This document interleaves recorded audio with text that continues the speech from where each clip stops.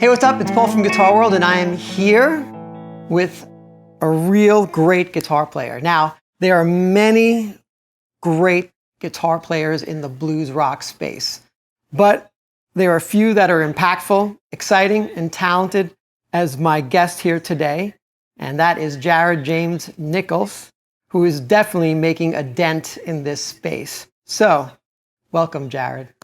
Hey, thank you so much for having me, man. It's an honor to virtually hang out with you today. First up, let me ask you, how have you been holding up during this pandemic?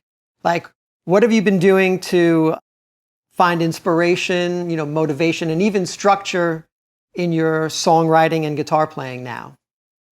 Well, to be honest, we were on tour when everything started to happen, and there was travel bans being set, and I ended up back home in Nashville on March 15th, the day after my birthday. And it was really weird because usually as musicians, as guitar players, we're always on the go. We're waiting for our next gig, or, we have a week here, we have 2 weeks here. But the reality sunk in that I was going to be home for a while. So I had to structure myself different. I had to get domesticated, man. I had to figure out the actual balance of being at home and doing laundry and sleeping in my own bed, which is funny, but it's real. Really what I did though is I just went full head on into writing new material for my next record and just practicing, getting back to basics. I haven't had time, especially quiet time, in the past 4 years. We've been touring relentlessly. Last year I was on the road for 309 days straight. It was absolutely insane. And this year, having all these things happen, it's for me been a blessing on one level because it's given me time to stop and assess where I am as a player. I think that's a great thing many guys can do now is, we can practice our weaknesses. We can really deep dive into things we really wanted to be working on or writing the music. So it's been really nice, man. And with a guitar in my hands, I'm never bored. So we're good. That's great. Do you miss, obviously, playing with your band? I mean, now since you're kind of turning inward and kind of practicing and reevaluating, do you miss the actual, the breadth and, of playing in a band and having that sound surround you? Yes, I absolutely miss playing with my band. I miss the real-time connection, not only with other musicians on stage, but playing a show, playing for an audience. It's something that I think a lot of us, myself included, took for granted. I miss sound checks. I miss loading in and tuning up and getting everything ready, man. It's something that I didn't think would ever be really taken away like this. So I think it's going to be a beautiful moment when everyone can get back together in the same room. Musicians can jam, audiences and music lovers will all be together and reunited. That's awesome. Since you're here, let's get right into this brand new combo amp that you introduced. That is the JJN-20R. And I know it's built off the platform of your head and cabinet that you already use. So I can get into the whole particulars of it, like it's a 20-watt amp with reverb, dual channel. It's almost recording ready, speaker emulated out, single 12. We can do all that kind of stuff. But tell me something about this new amp that most players don't know about. Well, something about this amp most players wouldn't know about is the versatility, really. And I really mean that in a real way. A lot of times with my favorite tube amps or small combo amps, sometimes it's a one-trick pony situation. You get what you get. It's one tone fits all and there's no in between.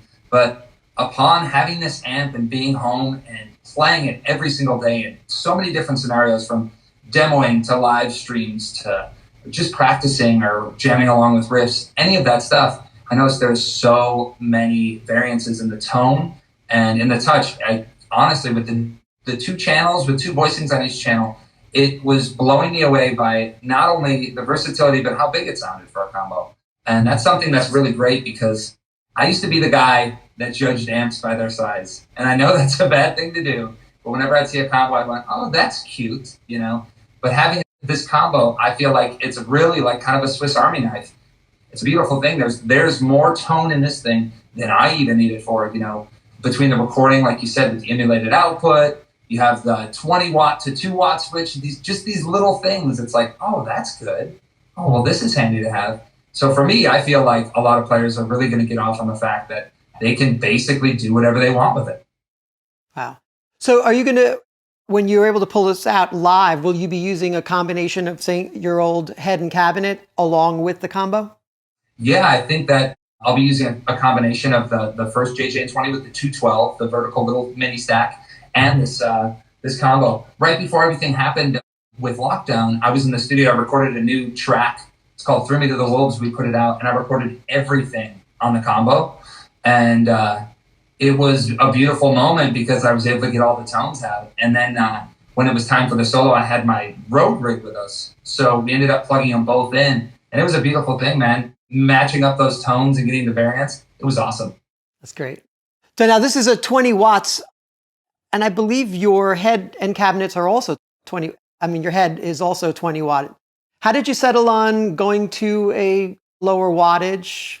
I mean, obviously you're mic'd up when you play live, but did you like the sound of a 20 watt as opposed to moving up to 50 or 100? I did. The real reason that I love the 20 watt is because I don't have to be afraid to crank it. There's something beautiful about those amps when you're squeezing the life out of them, right? And you're really pushing it, especially in the music that I love and the music I play and the tones I try and create. I always feel like the amps, it's like an old car, man. Like when it's going, when you got the pedal down, it's like, hold on, right? So there's so much overtones. There's so much you can get out of it. And I feel like 20 watts nowadays, in the way that I play, it just works. I mean, we've done everything from super small, cool, like little blues clubs to all the way up to like playing festivals. Like we did Festival of Leonard Skinner, and I had a 20 watt just cranked and mic'd up, and it worked. So I think that the 20 watt is a great situation if you want to have an amp at home, in the studio, demo out, or take on the road. I love bigger amps for the more headroom they get, but you'd be surprised that 20 watts, it really does put out the power. Yeah, I believe it. So the amp is basically recreating everything you have with your head and cabinets, but now you have a little more of that open air sound as a combo. And I believe there's also a reverb as well. Yes, yeah. Was that on the head and cabinet as well? On the head as well? Yep, same on the head as this cab. What's funny about the amp was when we released this first one, I went on this crazy long clinic tour, and it was amazing. We went all the way from Southern California to Egypt, man. They took me everywhere. It was just me and the amp and my guitar. And people were like, oh, that's great. Is there a combo version? Is there a combo? We kept hearing that. Oh, it'd be great if this was a combo. So Blackstar answered, and we did the combo, and it just feels really appropriate, and it's right for so many different applications, man. That's awesome. I want to talk about your style. I mean, the one thing I recognize is that everything that you do is about raw power. You know, a pickless style, usually one pickup, P90 pickup. You just kind of go for that. How did you come up with? How did you develop that style, I should say? When I first picked up the guitar, it was totally wrong. I was backwards. See, I write with my left hand, so everything felt off. When I first picked up the guitar, I was holding a righty upside down. And when I got my first guitar, it came with a free guitar lesson. The guy right away said, hey man, you're holding the guitar the wrong way. So he made me flip it, right? And then I started to strum with my thumb. And he said, if you're going to be a real guitar player, you have to use a pick. So I said, okay, I have to use a pick. But in reality, it never felt right. So I learned how to play guitar for about 1.5 years, but this whole pick thing was really not working out. So I eventually said, I'm done with it. I put the pick away and I started to use my fingers. I was watching guys like Jeff Beck, already Albert King, Derek Trucks, Mark Knopfler, all these great finger pickers. And I said, well, that's the style I want to have. I want to do that. But I also had this crazy, aggressive side where I wanted to play a lot heavier stuff.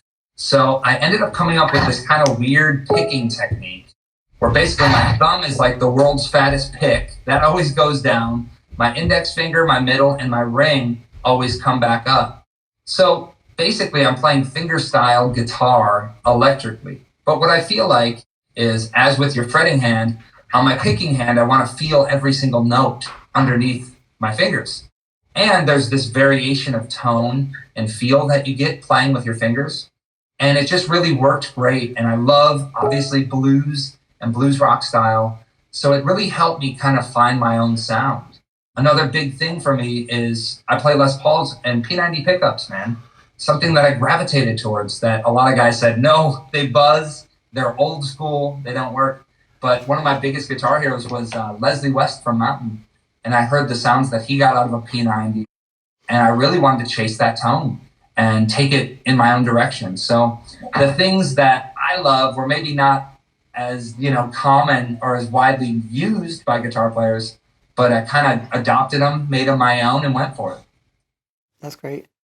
Did you find like that the fact that you using a P90 and then you have your Blackstar amps, did you need any other effects to kind of complement your sound, or did you just decide like, you know what, plugging straight into the amp is my sound and I'm just going to manipulate that, with my fingers to get my tone? Yeah, for a long time, I just went straight into the amp. And really, where I feel the most at home is just a loud tube amp with a P90 Les Paul. That's my thing. That's my feel. I don't use many effects. I have a few really gracious friends. One of my good friends, his name is Big D. He's Joe Bonamassa. He gave me a Klon Centaur, which is like obviously a holy grail pedal. So I'll use that as, in the studio or sometimes on the road. But as far as effects go, I never really spoke to them. They never spoke to me. It never was my kind of place. I always felt like the most honest and pure version of me was a simple old setup, guitar, cable, amp. That's cool. You are now signed to Black Hill Records as a new artist. That's fantastic. Congratulations. And you're also on the same label as the legendary band The Cult, that's phenomenal. That's great. Tell me about the whole signing experience, that now being recognized as this artist that's going to be developed on this label. It's pretty surreal, and I really mean that. It is pretty surreal. I never really dreamed that far. For me, it was always an immediate thing. I was always thinking, when's the next show? When's my next jam? What's the next lick? Writing songs and doing all this thing. It's been such an adventure. It's been a kind of a crazy road, because there was a point where I really didn't care even. I just said, you know what, I'm just going to follow my own thing. And if a label comes, it comes. If not, I think like most musicians, it's kind of like the pie in the sky to say, man, I would love to get a deal someday and have that support.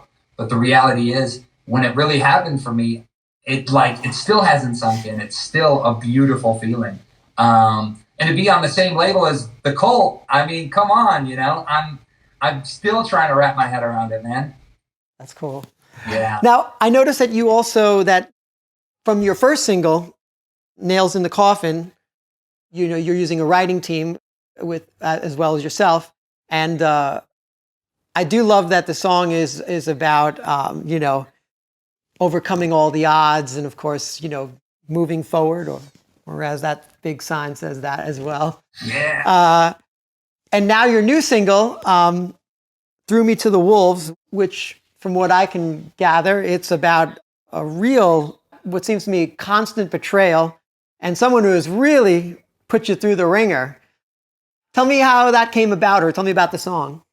So for me as a songwriter, I've been so lucky to work with so many great people. My first record, I worked with Eddie Kramer, the legend, right? First thing he told me, he goes, Jared, it's all about the riff.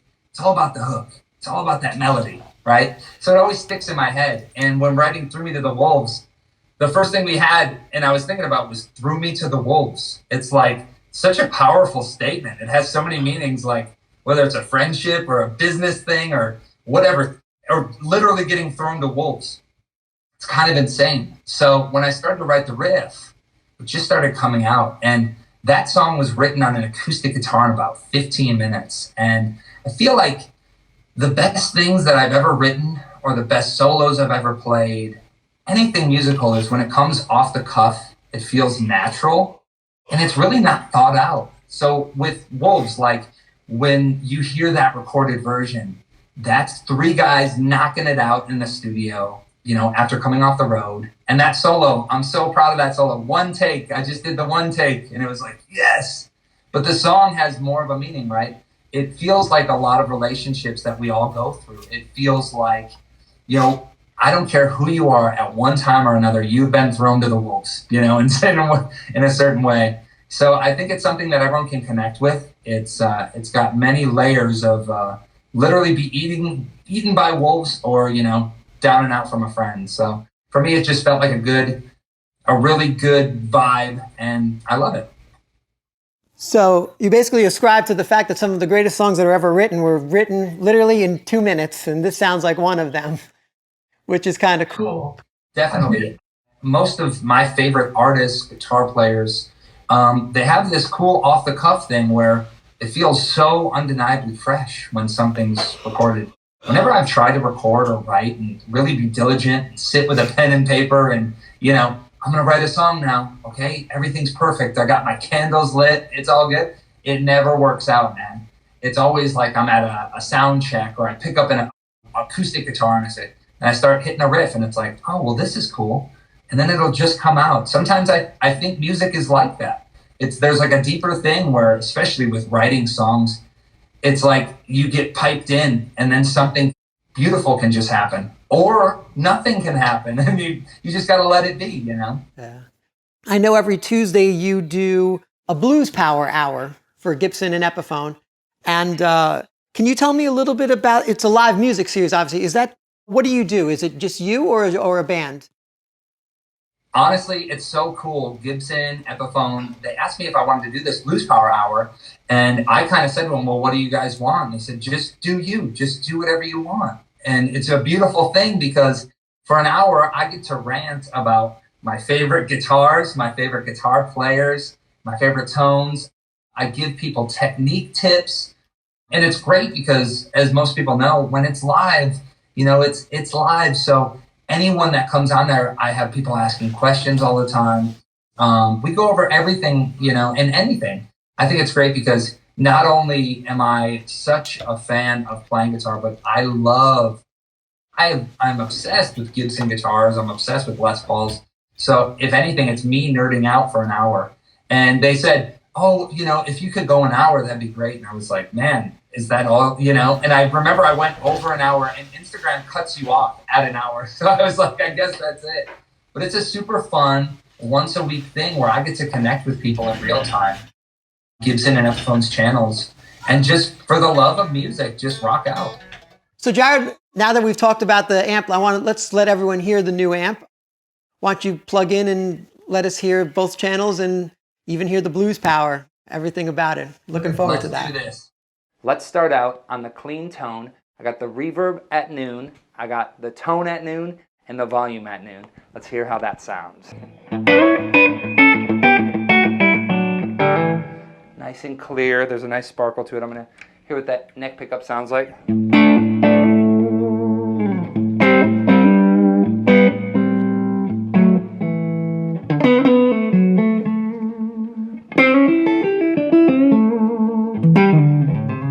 Now I'm using the reverb at noon. I'm going to take that reverb all the way off and hear you the variants of that. Check this out.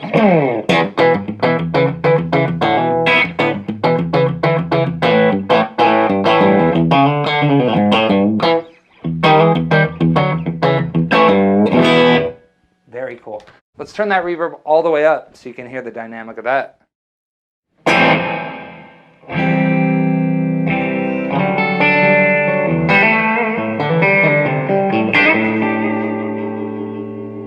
On that neck pickup.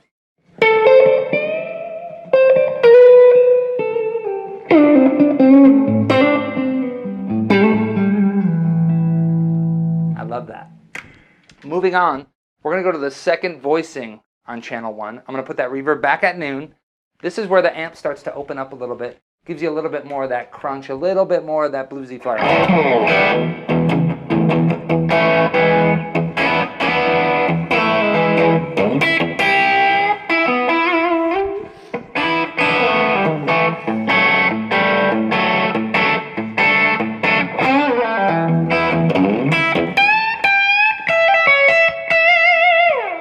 Very nice.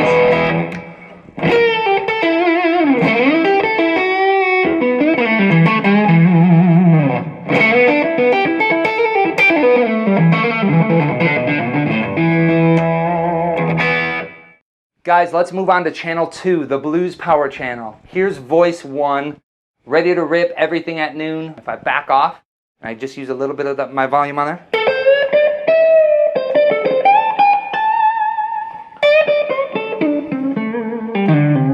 As vice versa, bring it all the way up.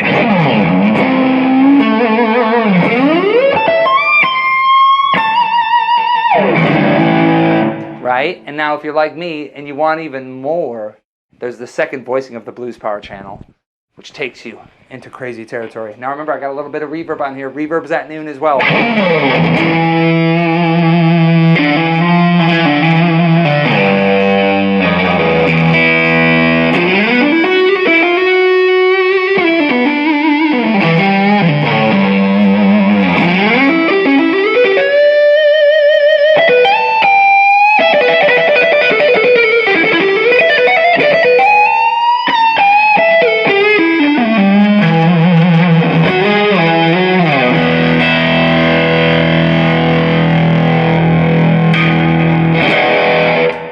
As you guys can hear, there's a ton of variation in tone and feel from voice 1 on channel 1 to voice 4 on channel 2.